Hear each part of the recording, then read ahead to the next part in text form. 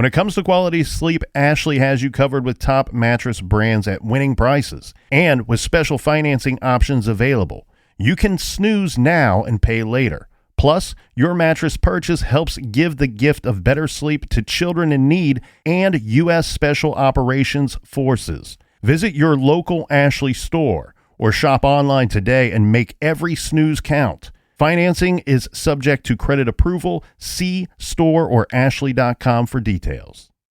You know what's bleak? Shopping for home basics like toilet paper holders, entryway hooks, and jewelry organizers. It's like big businesses not only have a vendetta against the earth, but also against giving us attractive, quality options for home accessories. Ditch the plastic and elevate the mundane with Safran Everyday, a woman-run, sustainable brand for durable, minimalist home goods made from steel. Visit safraneveryday.com and use promo code UNDERCASEPODS for 15% off your first order of colorful home essentials. That's SAFRAN everyday.com.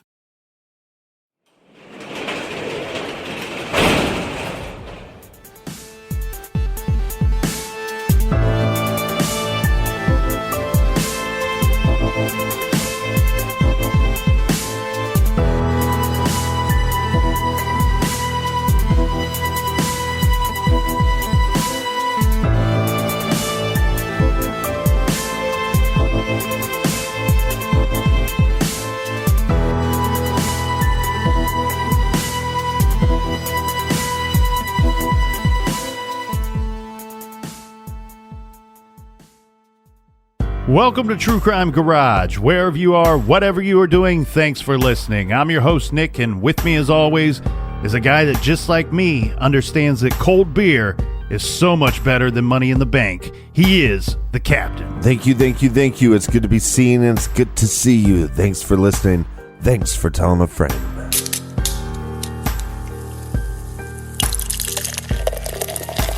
Today we are drinking Cherry Limeade Slush by Wiley Roots Brewing Company, garage grade 4 out of 5 bottle caps, and I don't even like sours. That's how good this thing is. Look, it's August, it's hot out. Start your evening with something refreshing.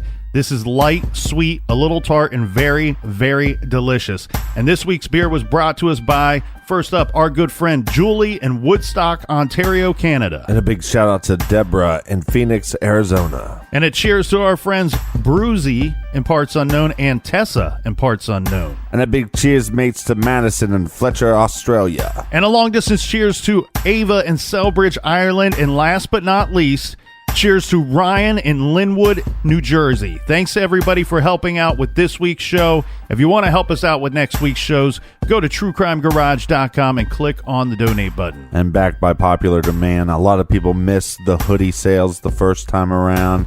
Then they missed it again on the second time around. So they didn't miss it, Captain. They're just lazy. They're like, you know what? Those hoodies will be around forever. I'll get one eventually. And then they went away, and they're like, oh, I didn't get my hoodie.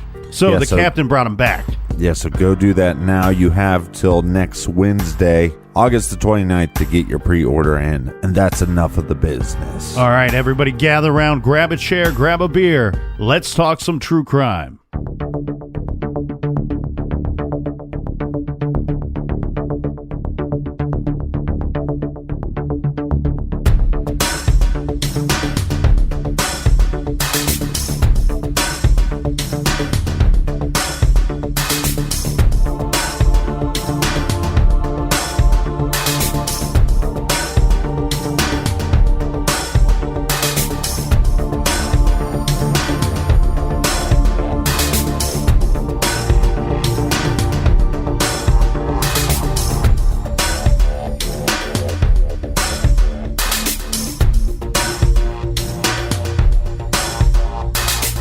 Have the police shared with you any of their theories on what happened? No, they haven't. And we have an agreement with them from the outset that all that information would be kept to the law enforcement for two reasons. One, they don't want to compromise the search. And two, they don't want to endanger Mollie.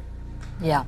I know that you have your own theory, and I know it's speculation, but your intuition has told you that you believe she's with someone she knows. Can you just expound on that and why you think that?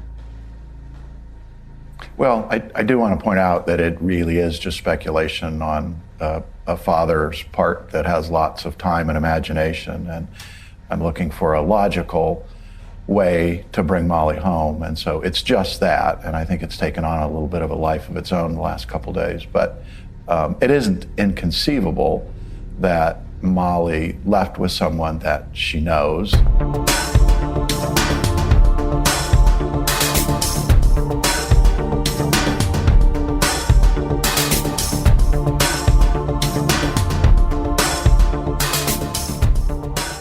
Well, good morning to you, Captain. Good morning. Thank you. Well, we had every intention of discussing the disappearance of Mollie Tibbetts from Brooklyn, Iowa this morning. She's been gone for almost 5 weeks now. But as we sit here in the garage, there has been breaking news in this case. Her body has been found. Of course, that is not the outcome that anybody wanted, but it is something. Now, our intention this week was to bring light to her disappearance, to bring light to the case, and hopefully get the answers that the family wants and needs. So I think what we do going forward is we continue with the information that we've collected over the last week, go through that, and see where this will take the investigation. Now, we occasionally cover fresh cases like this one. In 2017, we covered the Delphi murders. Just several weeks into the investigation. And there was a lot of speculating that we had to engage in. Pulling together accurate, complete information in open, active cases is a real challenge. For one thing, there is all kinds of misinformation out there. Mollie Tibbetts' case has received a ton of national media attention. And unfortunately, often the media reports things wrong in a rush to get a scoop, or reports information prematurely before it has been debunked or dismissed. To further complicate matters in an open investigation, investigators do not release all or even most of the information that they have. In some cases, they even engage and encourage the spread of wrong or misleading information as part of a strategy to help them solve the case. All of these things, Captain, force us to try to read between the lines of public statements. The investigation is very active, and our original goal was to generate some tips in the case of her disappearance to lead to finding Mollie. But now that we know that she has been found and she's dead, we hope to continue the investigation to find the perpetrator of her murder. I just want to personally thank everybody that sent, for the last probably 4 weeks, emails asking us to cover this case. Mollie Tibbetts was a 20-year-old student at the University of Iowa studying psychology. Her parents are divorced. Her mom, Laura Calderwood, lives in Brooklyn, Iowa, a tiny rural town of just 1,400 people along Interstate 80. Mollie's dad, Rob Tibbetts, lives in the San Francisco Bay Area. Mollie was born in San Fran. Mollie has 2 brothers, older brother Jake and younger brother Scott. Mollie, at high school, she met her boyfriend, Dalton Jack, who was a senior when she was a junior. At the time of her disappearance, they had been together for more than 2 years. Jack did not go to college with Mollie in Iowa City. Instead, he went into the family business along with his brother working construction. Dalton and his brother Blake lived together in a house in Brooklyn along with Blake's fiancée, Amy Houghton. And Mollie was an avid runner. She was very athletic, probably 5'2" to 5'3" in height. Yeah, she was about 120 pounds. She had long, dark hair, brown eyes, and wore glasses or contacts. And she was very close with her brothers, specifically her brother Jake, with whom she even shared a vehicle with. He also attended the University of Iowa. The vehicle that they shared was a silver Pontiac G6. On the 18th of July, which was a Wednesday, Mollie was staying at the home of her boyfriend's house. So this is her boyfriend's house along with his brother and his brother's fiance. Yeah. Amy, the fiance, is actually the owner of the house. Now, the house has been described as, quote, on the edge of town. It's a large property. It has a large cornfield on this property. And then there are other fields near the property. And I think, Captain, the description of, quote, on the edge of town could not be more accurate. I mean, a quick Google search of this thing, looking this up on maps, it is very much that. You see the town just to the east of it, and near this home, and if you continue west, it just gets more and more country road as you go. And have you seen a picture of this house? I have seen just the maps, just the Google Maps. It's very, very well put together, very clean, it's very adorable, actually. Like, it's just like when you see it, it's like a perfect little American house. Now, on the evening of the 18th, Mollie was to be staying at this home. I guess over the course of the summer, Mollie moved back and forth between this home, which is located on West Des Moines Street, and her mother's home, which is nearby on Bear Drive. When staying at Dalton's, Mollie would often go to her mom's house for dinner, to have dinner with her mom and her brothers. Yeah. Part of the confusion about some of this case and what items and or clothing may be missing in this case stems from the fact that, according to Mollie's mom, she kept some of her belongings at Dalton's home and she kept some of her belongings at her mom's home. Yeah, it's been reported several ways, like when she got back from college, that she quote unquote moved in with her boyfriend, but it seems like it was kind of like shared time between the boyfriend's house and the mother's house. This is complete speculation here, Captain, but I did put a little bit of thought into this, and I think it might clear up some of that confusion. Just keep in mind, she would have only needed a place to stay for the summer. Right. And her mom lives nearby. I get the impression that her boyfriend traveled from time to time for work. He would be sent off to job sites that might be a good enough distance away that he should just stay overnight for several nights. Right. Well, then it might be a little weird to kind of just stay there with your boyfriend's brother or your boyfriend's soon-to-be sister-in-law. Well, but she was really good friends with the boyfriend's brother, or the brother's fiance. Yeah, and the way that I kind of get this, to me, is that most likely when her boyfriend was in town, she probably stayed at the boyfriend's house. When the boyfriend's out of town due to work, probably stays at mom's. Right. Something as simple as that. We've all done something similar to that. On this day, on the 18th, Mollie was supposed to stay at the boyfriend's house to dog sit Blake and Amy's two dogs. So her boyfriend Dalton was away on work approximately 120 miles away. He left around 4:30 Tuesday morning on the 17th and was scheduled to return on that Friday. Blake and Amy were in Ames, Iowa at the time. Apparently, Amy was working or is working in Ames this summer, and Blake was there visiting her. Right. There is a report that Blake was going only for one night. Mollie went to work on the day of the 18th. We know this because she was videoed by a friend at work. They were goofing around. The first piece of information that we have about her whereabouts on that evening of the 18th is from her brother, Jake, who dropped her off at Dalton's house where she was dog sitting. Right. He has told police that this was right around 5:30 p.m. Presumably, Mollie was just getting off work, and since she and Jake shared a car, he gave her a ride. Have you seen this video of her at work? I did not. I mean, when you're diving into a case and trying to shed light and you're trying to figure out who this individual is, it's a very small snapshot, but it's just, you can just see her personality, and you can see how, I mean, she's just kind of being goofy. Mm-hmm. But a lot of people are goofy, and it's actually not that funny, but she was actually quite funny. She likely would have come into the house and first thing probably released the dogs. Apparently they were kept in the basement when nobody was home. After this is when the timeline gets very fuzzy.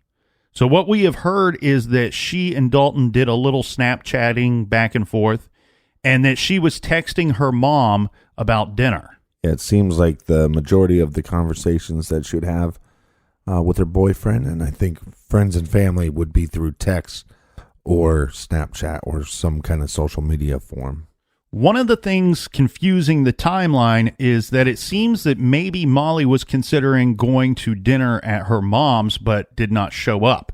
according to her mother, the last time that she talked to Mollie via text, Mollie asked, "What's for dinner?"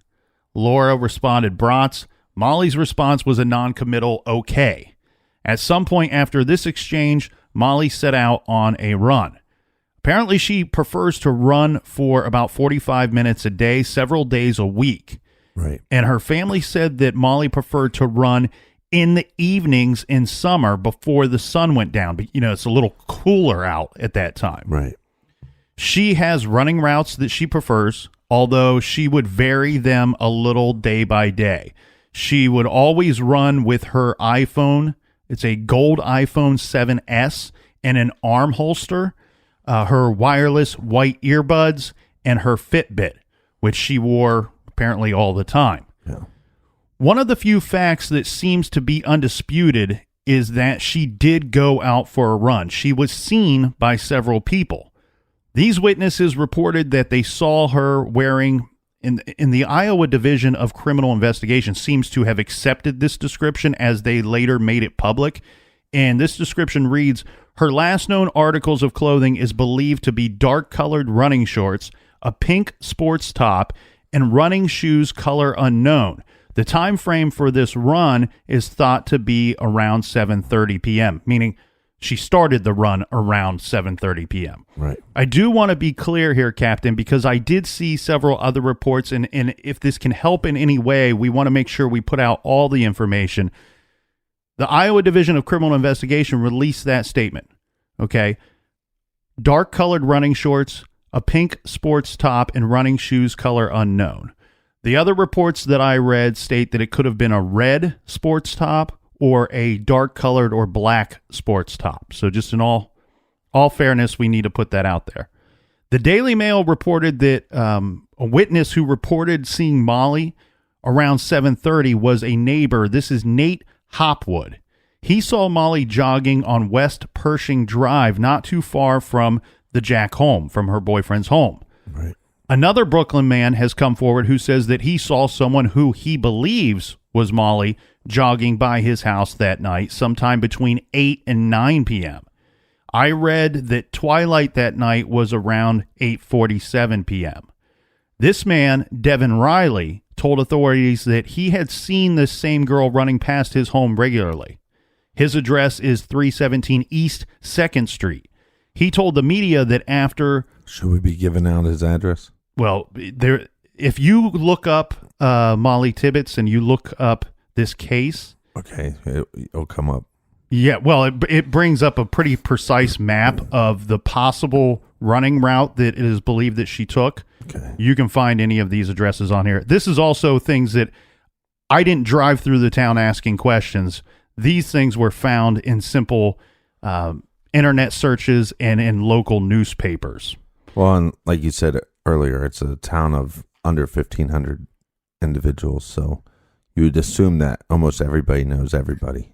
Yeah, and he told the authorities that he had seen this same girl. It seems to me like he doesn't know her by sight, because he's just saying, hey, I've seen somebody that looks like her or this same girl possibly running regularly past my home. Well, she has been at college, so he would only be seeing her running that route over the summer as well. Mm-hmm. So after this gentleman reported the potential sighting to the authorities did do a walkthrough of his home, which he told the media lasted for just about 10 or 15 minutes. Yeah, I was kind of joking about this with one of my buddies, is because one of the guys that saw her, one of the eyewitnesses, he comes off like, oh, that guy could be a suspect. Mm-hmm. But then I was explaining to my buddy that anybody, the first thing is this guy came forward later and said, hey, I saw her running.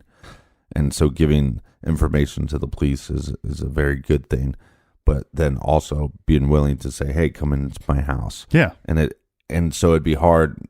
Look, you've been in front of some cameras. Sometimes you don't know how you're coming off. Right. And I think he does come off a little weird. And I know a lot of people initially was like, hey, you need to check this guy out.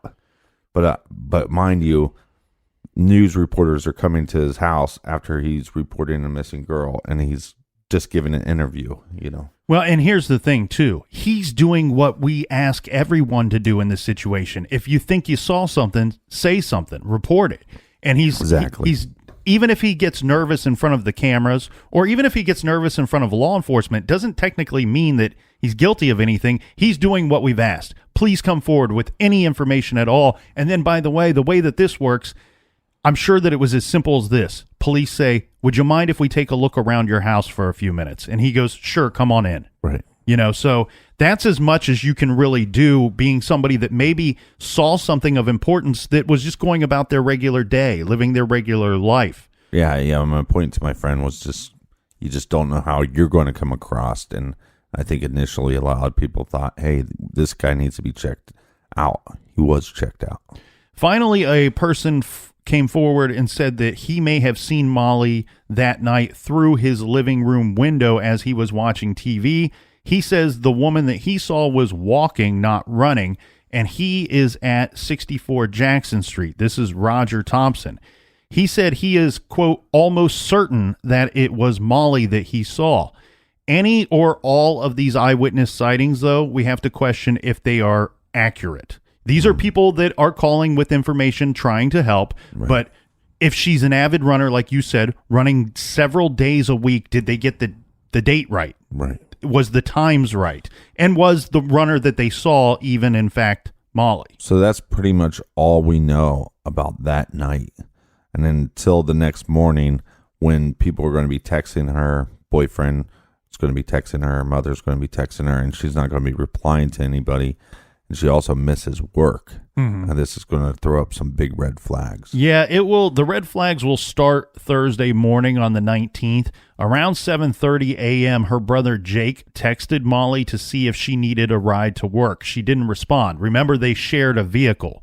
So I would imagine this is common communication between the two of them. Right. According to her boyfriend, Dalton, he texted her a good morning early that day, but received no response. Mollie was supposed to report to work at 8 a.m., but never made it there. Her work was about 15 miles away. Dalton texted her again around lunchtime just to say hi.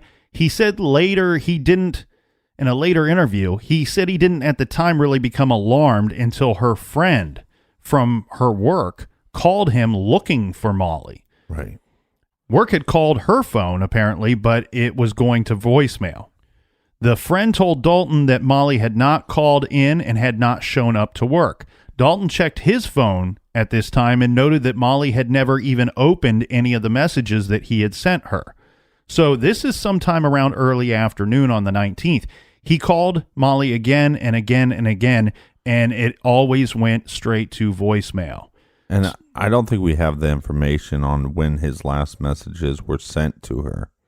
No. Like, did he send messages at 7 p.m. and they weren't open, or did he send them at 6 p.m. and they weren't open? I don't think we have that information. No, not times. I'm going off of his words, and his words were, I sent her a message in the morning and then another one again around lunchtime. But those weren't checked. But I'm saying, were all of his messages the night before checked? That's a great question, Captain, because what we know from Dalton's words is that he checked all of the messages that Mollie had sent to him on that night. Right. What we don't know is what he sent her and if all of it or any of it was checked, which might help us pinpoint a more accurate time of when trouble started happening. So soon in the afternoon on the 19th, this is when family members and her boyfriend Dalton, they were calling all family and friends looking for Mollie. Mollie's mom, Laura, called the police around 5:15 p.m. and reported her missing. According to Dalton, he started rushing home. When the sheriff's department showed up at the house, they found the door unlocked and seemingly nothing disturbed. The dogs, according to Dalton, were found in the basement when he arrived at the house. Remember, the basement was where the dogs were usually kept when no one was home. Yeah. Some reports say that the basement door was locked, but this is not confirmed. According to Dalton, there was no sign that either of the dogs had fought with an intruder or had been distressed or agitated in any way. Just to be perfectly clear, though, there are reports out there. It's a bit confusing as to whom arrived at the home first. There are reports that state that Dalton arrived first. There are reports that state that law enforcement arrived at the home first.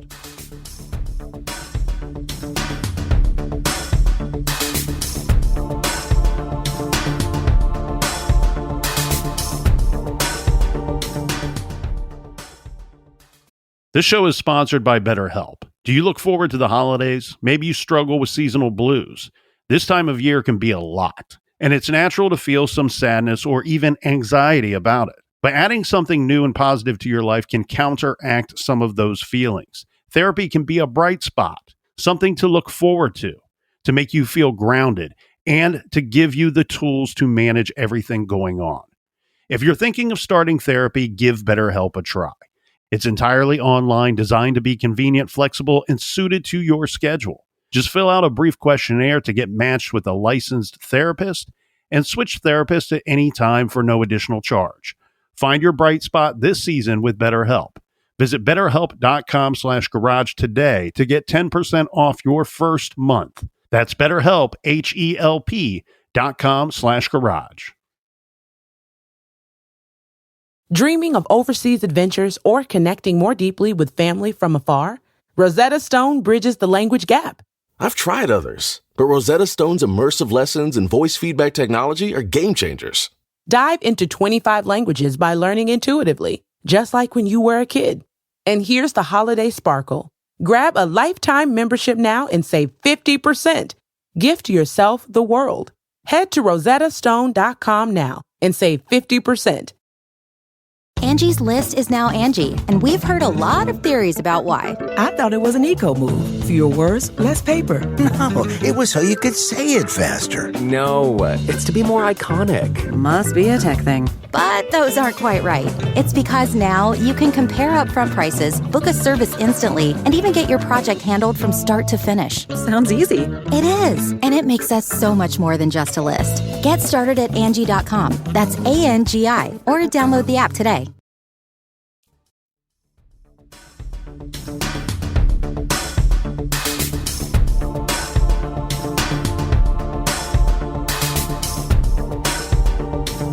All right. Cheers, mates. The police investigation, they started investigating pretty much right away. They talked to Mollie's family and friends and determined quickly that this was not consistent at all with any of her past behavior.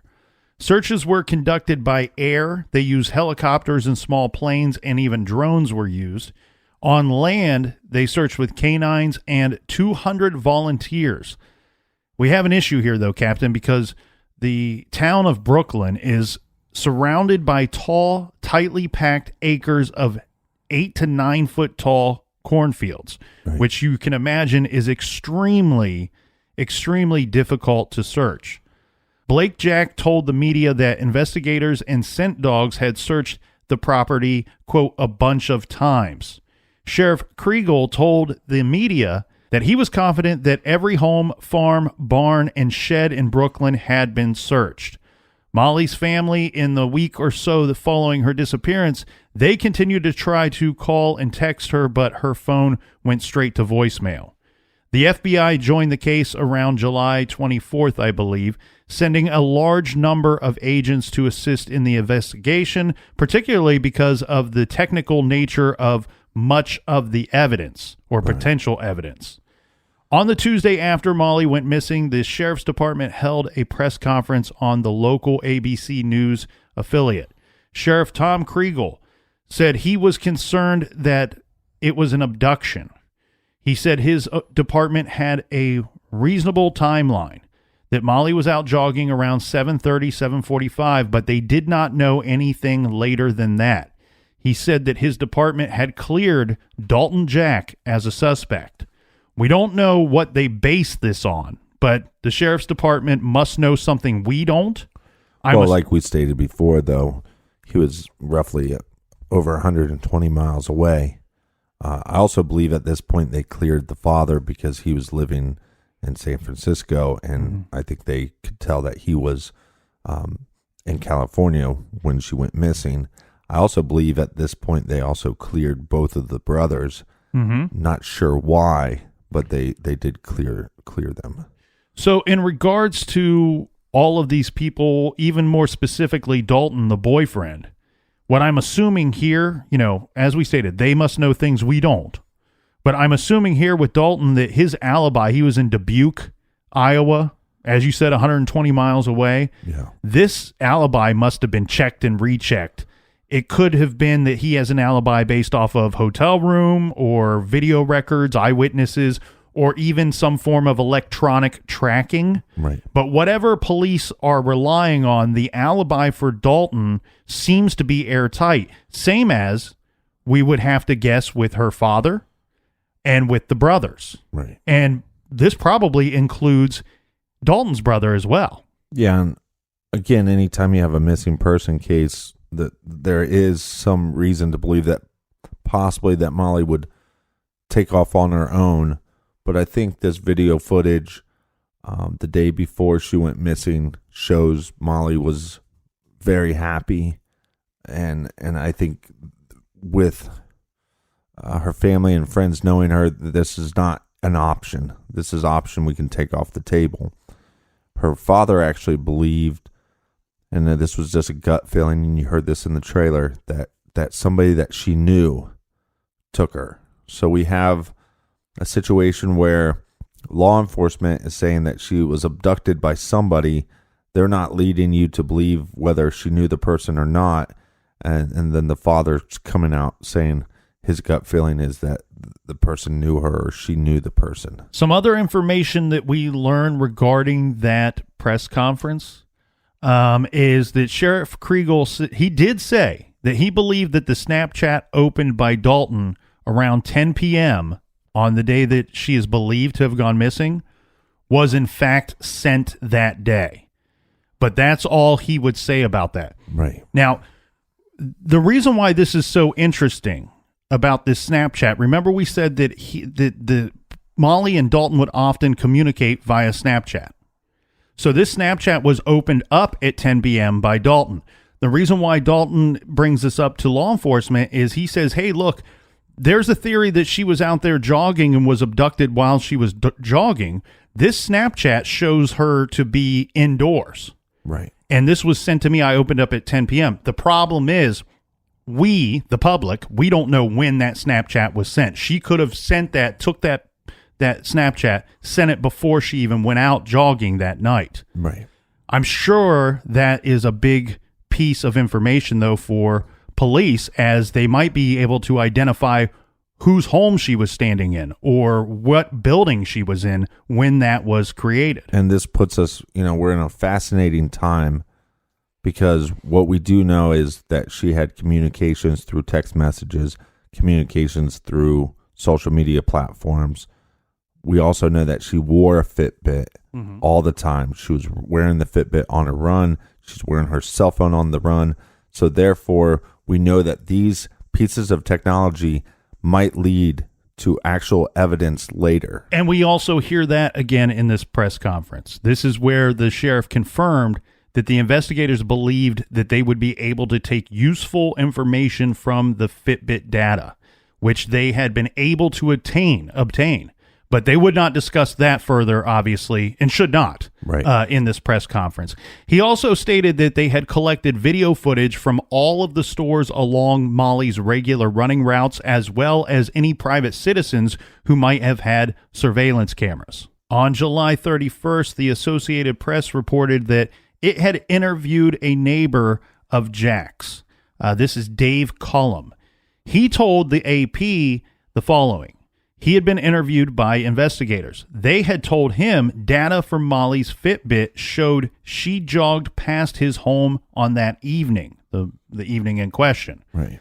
He told the AP while he had indeed seen Mollie on previous runs and was a regular at church with her and her family, so he could easily identify her. He could easily spot her. Yeah. He had not seen her run by his home on the 18th. Dave also said investigators told him Mollie was doing homework on her computer later that evening. Now, this is interesting. Why would investigators tell this guy this information if it were in fact true, when they claim that they're trying to keep everything close to the vest? Right.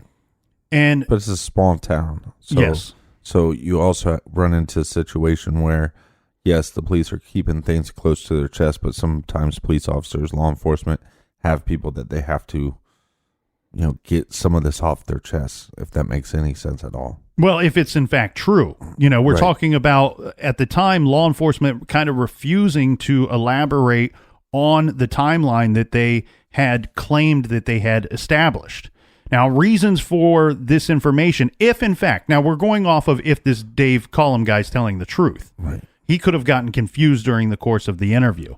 Or again, like we said, when people spotted her running, he could be confused on what day she was out doing her homework. Mm-hmm. You know what I mean? Like, but according to his claims, was that night that later that night police had evidence that suggested she was at home working on homework at some point. No, I understand that, but I'm just saying that he could be confused, and it was the night before. I just wonder why, if in fact they did tell him this information, what was the strategy there? Was it to plant this in the public's mind, perhaps to manipulate the investigation in some way?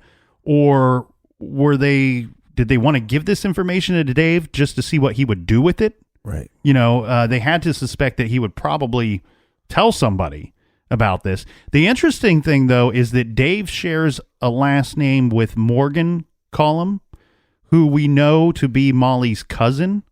So if Dave is potentially related or somehow related to the Tibbetts family, then maybe law enforcement told him this, something that they didn't share publicly, because he was in fact related. Or is he a suspect at that time when you're sitting down talking with him? Are you saying, you know what, we do have some information that she was in this area. Right. We don't know what happened after that.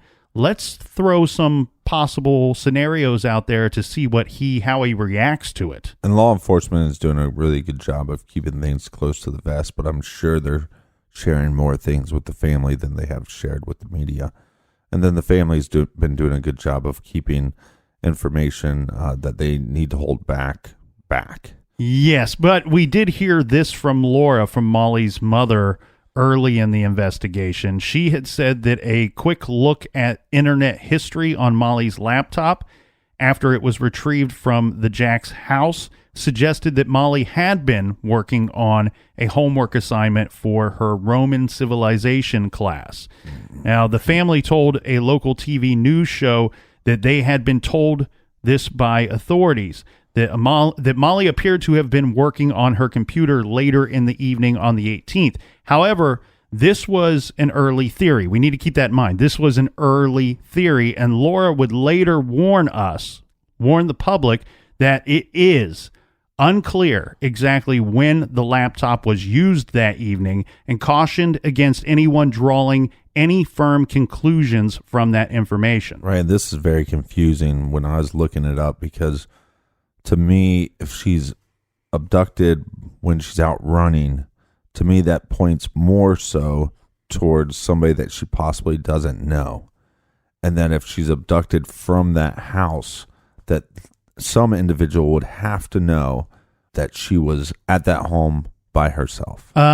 Yes, or out running by herself with no one to account for her for several hours after she would return from that run. Well, during this search, we're going to find an item, and it's not really clear if it's Mollie's or if it's not Mollie's. This has been a weird thing here, Captain, and it started off very weird, and maybe it's just not been cleared up. So on July 27th, the Washington Post reported that authorities said Mollie may have been wearing denim shorts and a red T-shirt when she disappeared. Now, this is a complete different description than what we were told before. Right. Apparently. But hold on, that goes back to the idea of, did she make it back home? Yeah, it goes back to we don't know if she was abducted, we don't know when she was abducted. Right. And the thing here with this red shirt, the reason why it could be significant is that it is believed, and actually I think there's a good amount of proof, that she did own a red shirt. Now, was it this one that was later found? We don't know. Right. Let's talk about this. So Mollie was issued by the summer camp that she worked for a red T-shirt, possibly multiples of the same T-shirt. Some reports said that she would have wore that red shirt for a field trip that was scheduled for the 19th. Yeah, everybody's going to wear these red shirts. Right. So it's easy for the kids or whoever's on this trip to identify the people that they're with. Right. Reports surfaced in early August that a red shirt similar to the one Mollie had owned for work had been found in a ditch by someone mowing grass near the Lincoln Wildlife Area. This is about 15 minutes away from Brooklyn by car. This report, which has absolutely never been confirmed, it provoked a frenzy of speculation. Of course, what if the whole timeline was different? What if Mollie had been abducted on the morning, maybe even the morning of the 19th when she was preparing to leave for work? Right. Then she would have been wearing the red shirt, or believed to have been wearing this red shirt. We have Kevin Winkler of the Iowa Department of Public Safety. He told a press conference that he had, quote, no information to confirm that anything belonging to Mollie had been found. In other words, this would include the red shirt. The red shirt in the ditch had not been linked to Mollie as far as they were concerned. Yeah, but this is where the red shirt gets a little more strange, is that it's found close to this pig farm. Yes. And this pig farmer, he's kind of a odd dude. I think that's like the requirement to be a pig farmer. No. Odd dude. I actually... I'm joking. I used to teach a guy that was a pig farmer, and he was one of the most stand-up guys I've ever met. Just, a gem. I like the cut of his jib. Shout out to the farmers. You are the backbone of America. So this takes place, Captain, in late July. Investigators are conducting, there's a very key word here in this sentence, a targeted search of a former hog farm. Yeah. Targeted search of a former hog farm, and question the previous owner. Now, this is convicted stalker Wayne Cheney. He's 56 years old. I don't know if he's actually convicted. I think he was brought to trial. I heard 7 times, but every time it was dropped. Do you want to go through his? You want to do a little rap sheet rundown of Sure. Mr. Cheney? Let me know what he was actually charged with. Okay, so I mean, that's what I heard in the news multiple times, was he was charged 7 times, but every time it was brought to court, it was dismissed. Well, no, that statement is pretty accurate. Okay. He has been charged with a lot. He hasn't been convicted of as many things as he's been charged with. A lot of his charges, as you stated, were dismissed at some point. But according to Iowa court records, he has a bunch of convictions, things that he would plead guilty to or was found guilty of. So he has been found guilty of harassment in the 2nd degree in 2009, contempt violation of no contact or protective order in 2010, criminal trespassing in 1996, harassment by communication in 1996, harassment in the 1st degree in 2009, interference with official acts in 2009, improper use of media in 2015. I don't know what that charge means. Improper use of media. That's podcasting. Oh, yeah. Stalking violation of protection of order, found guilty in 2014, and contempt violation of no contact or protective order in 2011. Right. So this guy seems creepy, but mind you, we have no reports that Mollie claims that she's being stalked. Well, we also have no evidence that the two would have known each other for any reason at all. But just to go back to what you had brought up, Captain, you are absolutely right. I know I just read down a whole bunch of stuff here, but he has in fact been charged with a lot of stuff that was dismissed. And I don't have the particulars of why that was dismissed. Sometimes people are being charged with something and they're just straight up innocent. Right. These protective, we see constantly this violation of protection order. From my understanding, he's had some nasty breakups with girlfriends, and I think that he is maybe not handled himself in the most gentlemanly way when breaking up with a girlfriend.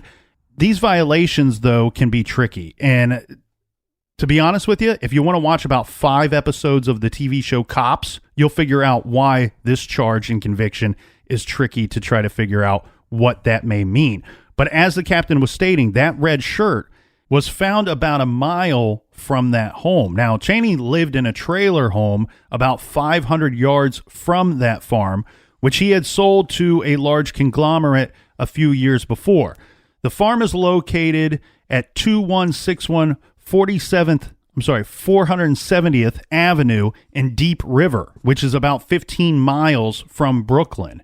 It is routinely referred to in the press as, quote, pig farm, and Cheney is as, quote, the hog farmer, but neither is actually accurate. The farm was apparently no longer a producer of hogs, and Cheney was not working there any longer and had not owned it for a few years. Well, that would leave him with a lot of time on his hands. The other weird thing here, though, was I think law enforcement questioned him at least 5 times, and they asked him to take a polygraph. Mm-hmm. He refused, and then once that got into the media, I think he got turned up on him a lot, and he ended up agreeing to take a polygraph. And from the reports I found, that he actually passed the polygraph. Well, the other thing, too, is the rumors that came about once it was made public that they were talking to this guy, looking at the farm area, and asked about the polygraph. The rumors were that they were searching him, that it was a targeted search because that law enforcement had possibly found information on Mollie's Fitbit to lead them to this area, or had found the Fitbit itself. Now, both of those, that's just speculation. And probably not accurate. Well, but law enforcement could be lying on the idea that he passed the polygraph test. We don't know. I mean, if they have this information that the Fitbit took them to that location, I mean, this is your prime suspect then. But we don't know what they're holding back. In an interview that I found from Fox News, Cheney, he appeared to be very nervous. He was anxious. He was fidgeting. But he made a statement that I hated. Was at one point they said, so law enforcement has questioned you multiple times. He goes, yeah, they're just wasting my time. Like, well, sorry to waste your time, Dick Nose, but we got a missing girl here. You know what I mean? Like, she's a little more important than your precious time, Dick Nose. He also said in the interview that the FBI had questioned him for about 2 hours, but he couldn't remember what they had asked him. He couldn't remember specific questions. Regarding the lie detector test, or the polygraph, I should say, the information I found, he had stated was that he did not know the results of that test. To be clear, as far as I could find as of this morning, he's not technically been named a person of interest in this case, although there must be something or some reason for them to have questioned him so many times and searched his former property. Now, we do know that they searched his trailer, they searched garage, and portions of that quote-unquote pig farm. Well, to be fair to Captain Dick Nose Pig Farmer, there's some other suspects that the media has been talking about. Well, 2 other men were looked into that we know of. There could be many more, but the 2 that are on the radar, so to speak, was stemming from a situation in early August when police in Dubuque, this is a town on Iowa's border, the border with Wisconsin and Illinois, they arrested a man accused of assaulting a jogger. Assistant Police Chief Jeremy Jensen told Fox News the jogger had stated to investigators she was running near the city's fire station on July 29th when she was approached by a man who had offered her flowers and then tried to grab her. The Dubuque Police Department statement about the incident read, the male subject, later identified as Greg Langell, age 22, of Dubuque, grabbed the female victim's arm when she refused to give him her phone number. She was able to pull her arm away and kicked Langell when he tried to grab her again. The department said they tracked a suspicious vehicle observed by traffic cameras in the area of the reported assault back to this individual. He has been charged with assault and was taken into custody. As of now, the case currently has no ties to Mollie's disappearance that we know of. We don't know whether Langell had targeted this jogger specifically, that they knew each other, although The flowers, either that's just super weird, or it would seem to me to indicate more of a specific interest in this individual. Yeah, maybe. Or he's just a complete creep, and he decided that, oh, I got some flowers, and here's this jogger, and hey, you want some flowers? Oh, you don't want flowers from a stranger? Let me grab your arm. I mean, I don't know. Well, the other incidents took place in Pella, which is an hour's drive away from Brooklyn. Police took a man in for questioning on July 31st after he was captured on surveillance footage taking pictures of female joggers. The man turned himself in to authorities when he heard that they were looking for him. Pella Police Chief Robert Bokinski told WHO-TV that the man, quote, as covertly as he possibly could, took photos of the female joggers unbeknownst to them. It seemed to be very creepy, end quote. Now, we gotta make sure that we state this here. This man did come forward. They said, hey, we're looking for you. He comes forward. He says, I was the guy taking the pictures of the joggers. Law enforcement in Pella comes out later and says, hey, we've spoke to the man. He told us why he was taking the pictures. We're not releasing that information, but we want to make it aware. We have not charged him with anything, and it's not illegal to be in a public place and take pictures. So this man's not been charged with anything. It should be if you're just going to drive around and take pictures of people without them knowing. Well, but again, he explained why he was taking the pictures. We don't know what was explained to law enforcement. Now, by July 28th, a reward amount skyrocketed to over $300,000. Now, a tactic that we have seen before, Captain, the parents declared that the award would be available even to the abductor. Her parents also started a Facebook group dedicated to the case. Now, there were believed to be some sightings of Mollie while she was still missing. One included a sighting at a truck stop in Kansas City, Missouri. Information I found, Captain, while it was huge speculation at the time and widely regarded by the public that, hey, Mollie could still be alive, she could still be out there, she was sighted at this truck stop. We had her family that came out and said, look, if she was abducted, she would have been fighting this individual.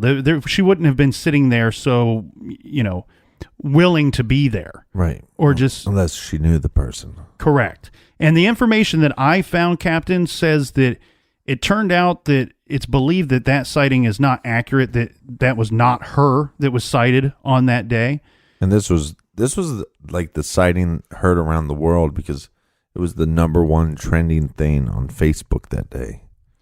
Yeah. And then on August 5th, another incident, we have a body of a white woman was found who appeared to be in her mid-20s, turned up in Lee County, which is an hour's drive southeast of Brooklyn, Iowa. Yeah. This turned out to be Sadie Alvarado, age 20, and a 28-year-old man, her boyfriend, believed to be her boyfriend, has been charged with her death. And like I said earlier, I mean, I received personally hundreds of people asking us to cover this case, to shine light on her disappearance.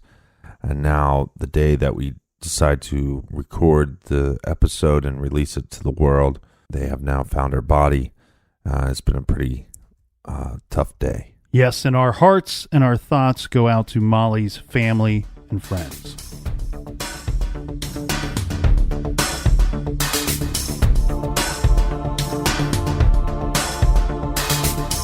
We want to thank everybody for listening. Thanks for telling a friend. Thanks for sharing on social media. And thanks for giving us 5-star reviews on iTunes. It means a lot. And here in the garage, we are working very hard to get part 2 out of this case today. So please join us here in the garage. Until then, be good, be kind, and don't litter.